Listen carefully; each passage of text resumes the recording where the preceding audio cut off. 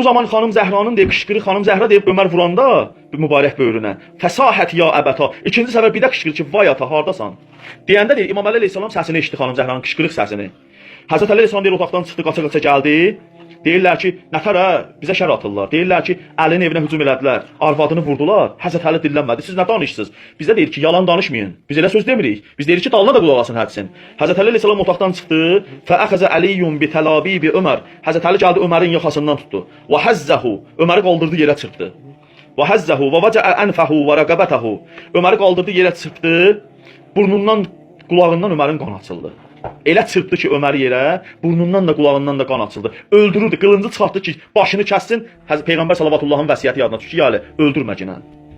Onda Həzrət Əli əleyhissalam dedilər, ya Əli, Peyğəmbər demişdi öldürmə. Ya Əli, Peyğəmbər demişdi öldürmə. Öməri Həzrət Əlinin əlindən alamırdılar. Həzrət Əli əleyhissalam buraxdı, dedi Allaha.